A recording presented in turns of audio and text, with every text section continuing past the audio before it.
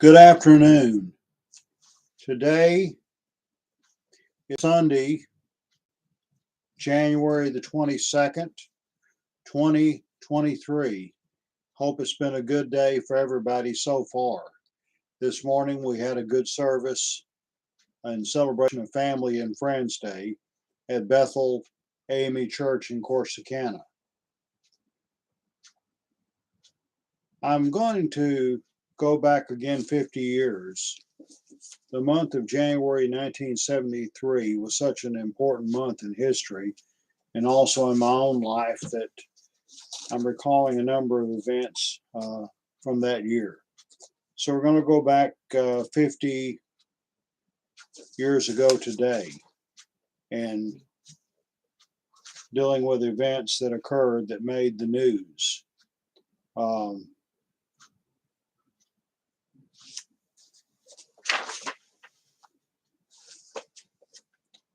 It was on January the 22nd, 1973, that former President Lyndon Baines Johnson died in Texas. It was at noon at the LBJ ranks. Jewel Malachek and Lyndon Johnson had lunch. Johnson asked Secret Service agent Mike Howard to check in on his favorite mare, Lady B, in one of the ranch barns. He told Howard that they would take another ride in the evening, but he was going to take a nap. Howard went to check on the horse and made sure she was fed and watered. He was about a quarter of a mile from the ranch house. And then several hours later, he heard the anguished call over his walkie-talkie radio. LBJ was on the phone from his bedroom calling the ranch switchboard operator saying, "Get me Mike. Mike, where are you? Get me Mike." Johnson had put on an oxygen mask from a hookup to an oxygen tank he kept next to his bed. Howard radioed the two agents in the security shack to get to the former president right away. The two, Ed Nolan and Harry Harris, were first on the scene. Howard was not far behind. They found Johnson lying next to his bed. He was already blue. His oxygen mask had been torn off. He spit up in it, Howard said. It was 3:55 p.m. Central Standard Time. The agents immediately began to administer CPR, including mouth-to-mouth resuscitation. Lyndon Johnson was totally unresponsive and appeared to be already dead. They got the former president on a stretcher to take him to the family's twin-engine Beech King airplane in the ranch hangar. Doctors were called and one arrived just as the plane was taxiing to take off from the ranch's 6,300-foot asphalt airstrip. The destination was Brooke Army Medical Center in San Antonio. The doctor was on board. Dr. David Abbott from Johnson City worked LBJ the entire 80-mile trip, but said to the civil Secret Service agents, "It's no use, he's gone." When the plane got to San Antonio International Airport at 4:33 p.m., Johnson was pronounced dead by Dr. Abbott, and Mike Howard called the Secret Service in Washington to say he was with Old Texas, a code signifying that the former president had expired. He then called Lady Bird Johnson. When she arrived by helicopter, Howard went out to meet her and said, "Mrs. Johnson, he just didn't make it this time." Thus ended the life of a very interesting man.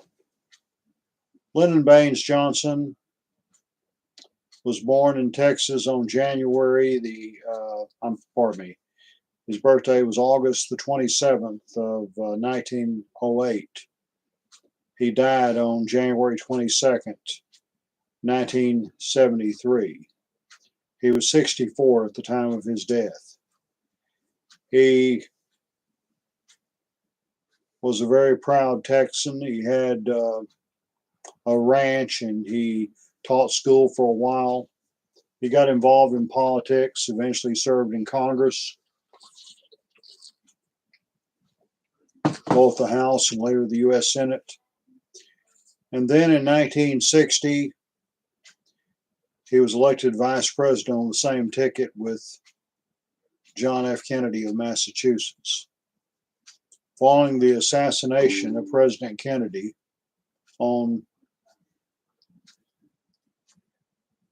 November 22nd, 1963, Lyndon Baines Johnson was sworn in as President of the United States. Johnson was a Southerner and grew up with much of the prejudices that were common at the time. Nevertheless, after he arrived in Washington, he did much more for poor people and ethnic minorities than any president since Franklin D. Roosevelt. Some of the major achievements of the Johnson administration included the Civil Rights Act of 1964, the Voting Rights Act of 1965, and the Open Housing Act of 1968. He also, as part of his Great Society, his war on poverty, he created, and on July the 30th of 1965 at the Truman Library in Independence, Missouri, he signed into law Chapter 18 of the Social Security Act, which is what we know as Medicare, a health care program for the aged and disabled. And Chapter 19, I say chapter, they're called titles. Title 18 is Medicare, and Title 19 is Medicaid. Medicaid is a very different type of health care program. It's designed for the poor. The first Medicare card was given to former President Harry S. Truman, and the second Medicare card was given to Truman's wife, Bess. It was very interesting that the two men, these two Democratic presidents, would die within a few weeks of each other. Truman died on December the 26th of 1972. His funeral was held at the National Cathedral. President Richard Nixon did not attend because the message, the eulogy, was delivered by the dean of the cathedral, Francis Sale, who had been born in the White House, who was the grandson of President Woodrow Wilson, and who was a strong critic of the Vietnam War. Lyndon Johnson had his administration, as so much good that he did, his administration was definitely hurt by the Vietnam War. To be fair, Johnson didn't start the war, he inherited it. And there's no way to know if we would have gotten into Vietnam if LBJ had been in the White House at the time. But he inherited the war from Kennedy, and he found it very difficult to end. And as a result of the growing unpopularity of the war, he came on national television on March the 31st, 1968, and said, "I will not seek, nor will I accept the nomination of my party for another term as your president." He withdrew from the race. And after that, his vice president, Hubert Humphrey of Minnesota, was the Democratic nominee, but he lost the 1968 election to Richard Nixon. Nixon was elected by a landslide against Senator George McGovern of South Dakota.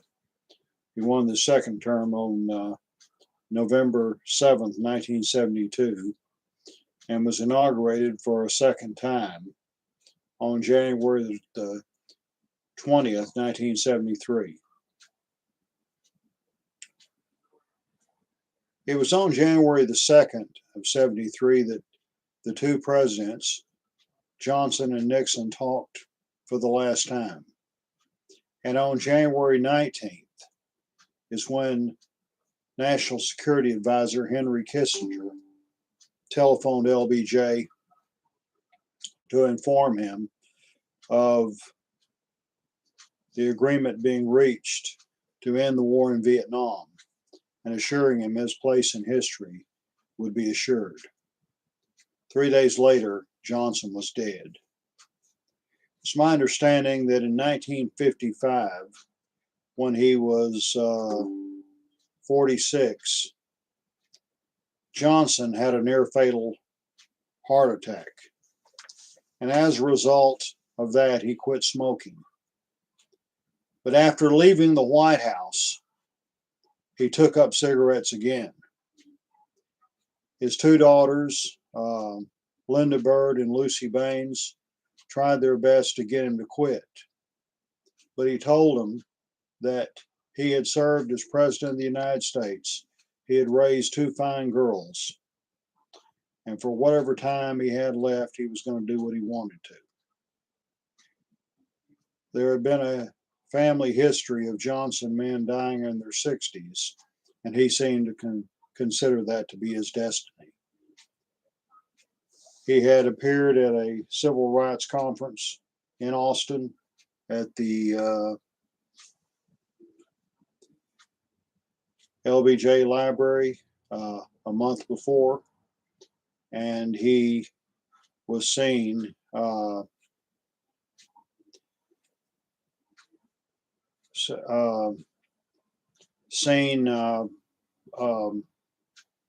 popping nitroglycerin pills. So anyway, it all came to an end for a very interesting man. By the way, his funeral was at the National Christian Church as opposed to the National Cathedral. And so therefore Nixon would be able to attend. Lady Bird Johnson called a family spokesman, Tom Johnson, no relation, the man who would become the publisher of the Los Angeles Times and the president of CNN, but who at the time was the executive vice president of the Johnson family television and radio station, KTBC in Austin. Mrs. Johnson said to him in a solemn, steady voice, "Tom, we didn't make it in time. Lyndon is dead." She asked him to make the public announcement and to take charge of his arrangements. LBJ and Lady Bird had already dictated the detailed plans for his funeral. Tom Johnson reached out to the three major networks.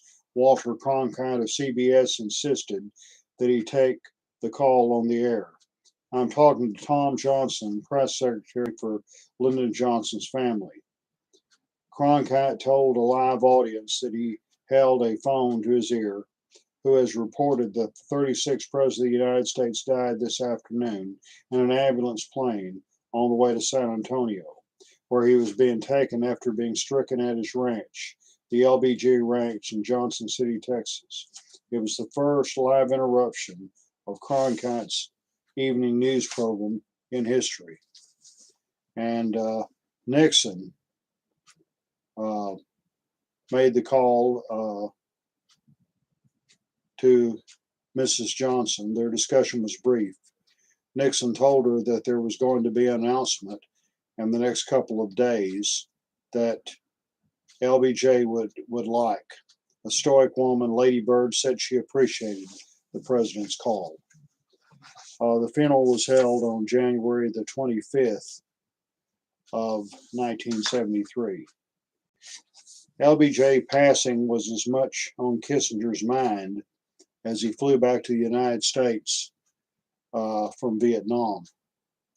It would be on the following day that he and Le Duc Tho of North Vietnam would initial the peace agreement, January 27th, and I'll say more about that in later videos. And Kissinger saw it as symbolic that LBJ should die with the war that had broken his heart.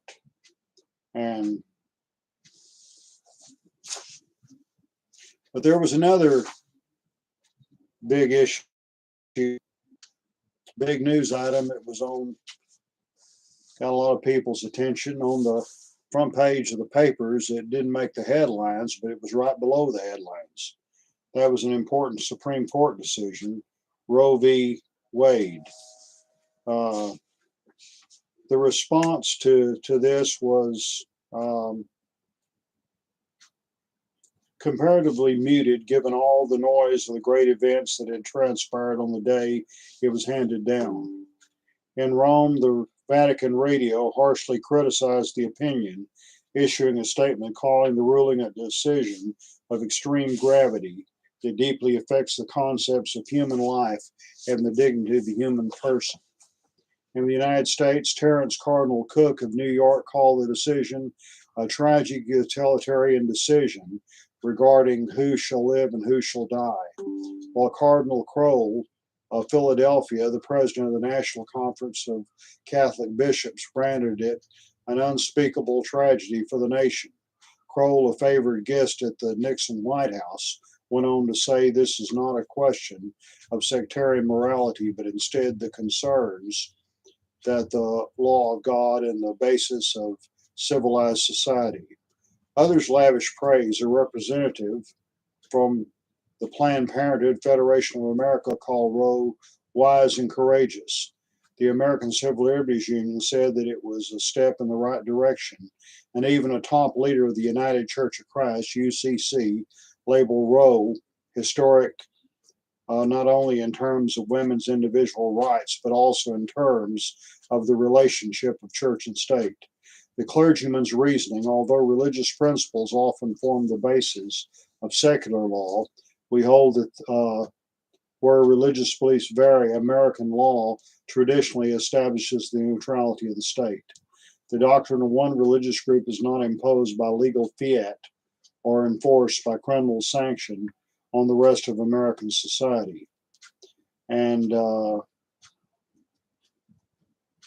so anyway, this was the beginning of 50 years of controversy. And it was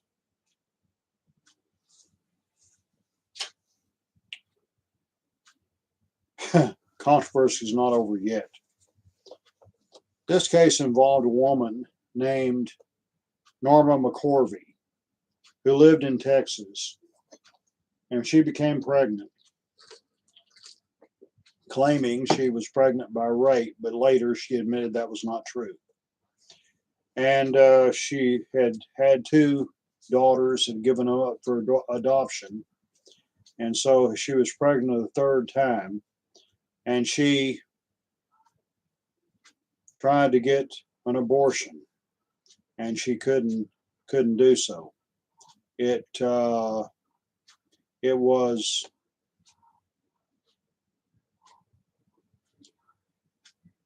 against the law in Texas at the time.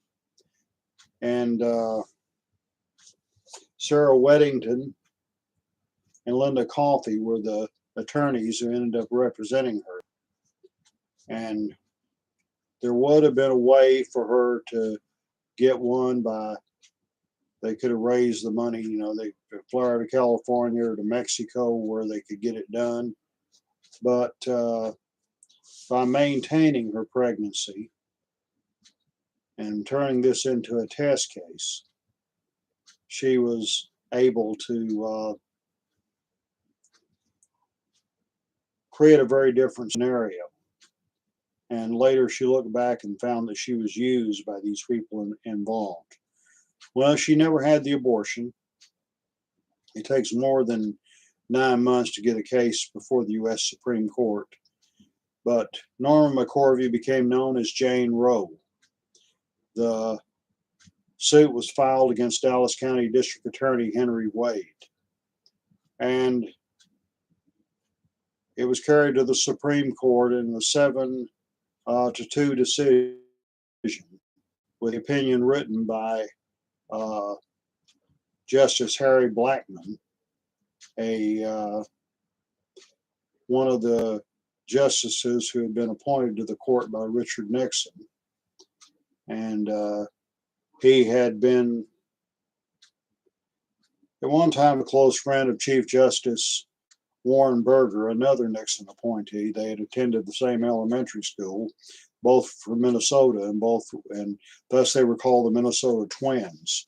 However, Blackmun and Burger end up voting opposite in this particular case. And so the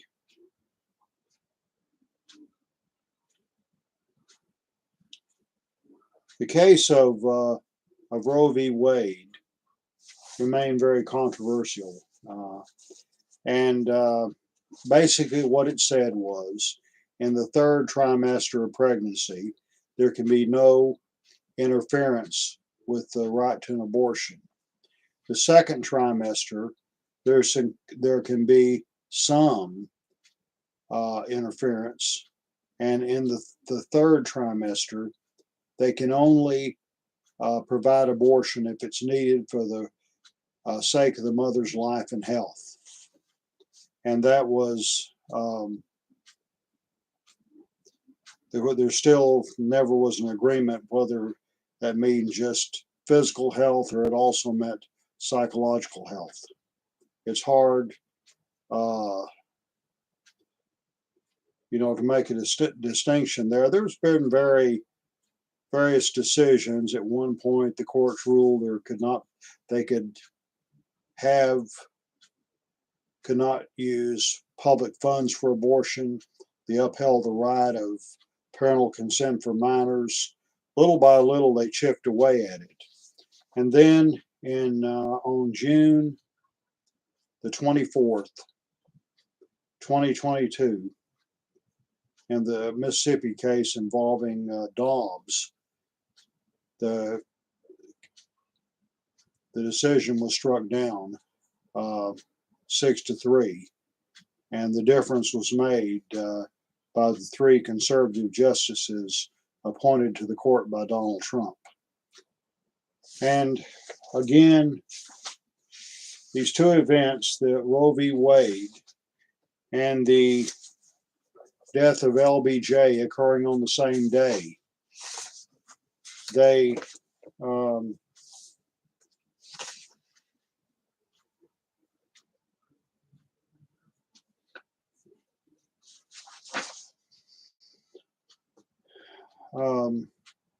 both got a lot of different attention, these two major events.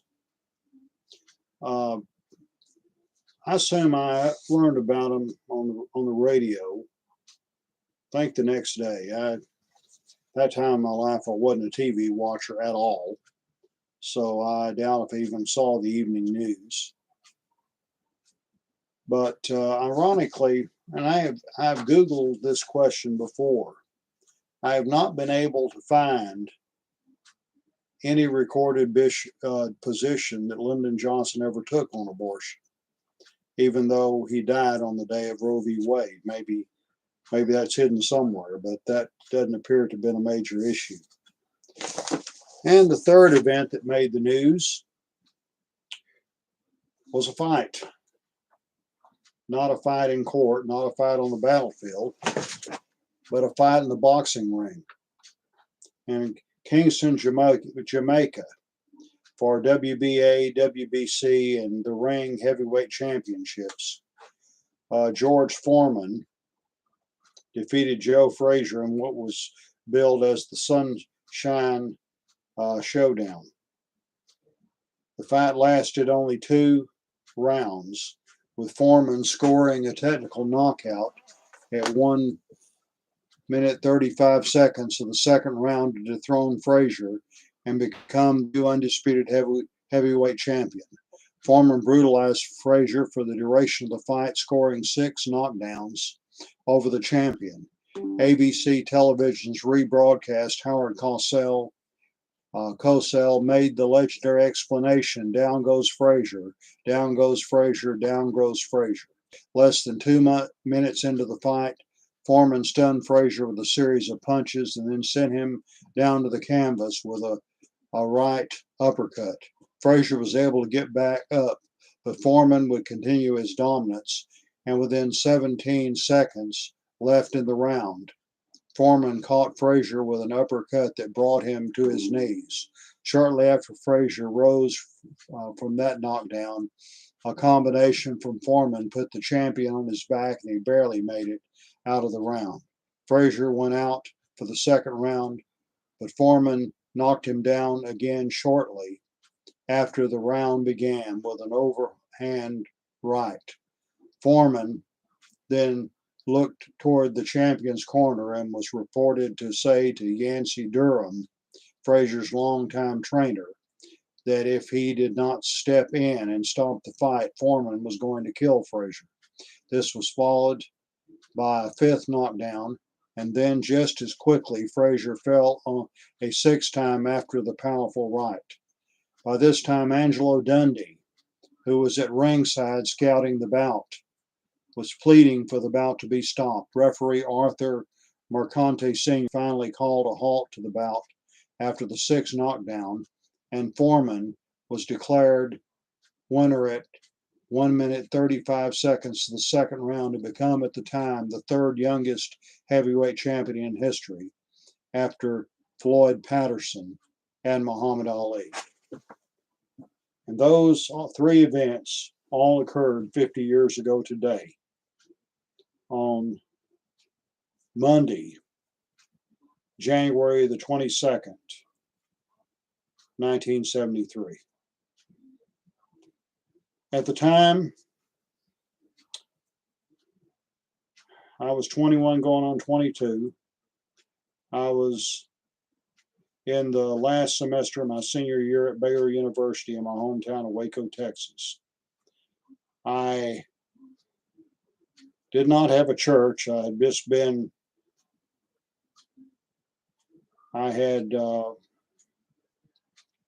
been voted out of the Whitney Missionary Baptist Church on January 14th, 1973, and I did a video about that on January 14th of this year. And I was still nursing my wounds from that experience, and I am was working on this, trying to find a way to salvage some form of ministry in that community that I loved then and I love now. It was on the Sunday, it must have been on, must have been on January the 28th that I attended a service at St. Mary's Baptist Church in Waco, church I later joined. The Reverend Dewey Pinkney, a black minister that I became good friends with. He died in 1994, but Reverend Pinkney expressed some negative views about Roe v. Wade at that time.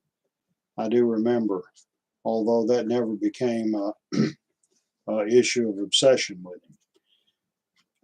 Had an interesting experience, and probably say more about him in a later video. He was a good guy. But I was on January 22nd, I'm sure I was in class. That was my last semester as a senior. I took a very interesting course on the Book of Revelation by the late great Dollars, and I'm just started teaching the Book of Revelation on Wednesday night at Bethel AME Church in Corsicana, and using my major text, Ray Summers' book, Worthy is the Lamb. I also took my second course in Hebrew under Dr. Ed Douglas, outstanding Old Testament scholar. They're both deceased, both fine men. Then I had sociological theory under Dr. Charles Talbert. I don't know if he's still living or not. He's long retired. His son later succeeded him as chair of the sociology department at Baylor. I previously had his course in sociology and religion. He was a very good teacher. And then I decided the department included sociology, anthropology, and social work. I decided to sample those other two fields. I had a social work course, Skills in Working with People, under Charles Reed. Charles Reese was his name.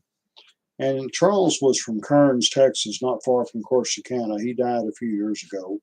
He had a career as an adult probation, well, adult and juvenile. He was a social worker. He was a Presbyterian minister, as well as a social worker. He was with, actually, when I knew him at first, he was a juvenile probation officer. But later they combined the two departments and he became a co-director. His duties were at the time strictly administrative. He later went to San Antonio, and he ended up doing consulting with various facilities down there.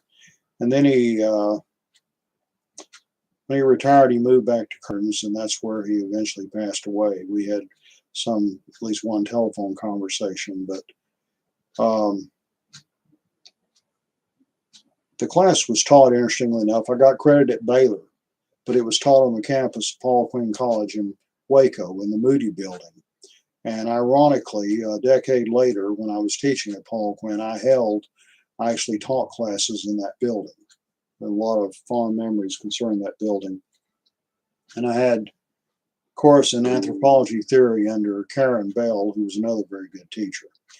And graduated on May 18th, 1973. But that was quite a semester. And January 22nd, 1973 was quite a day in history. So I hope that you found this information helpful in this video, and we'll see you next time. Have a good rest of the day.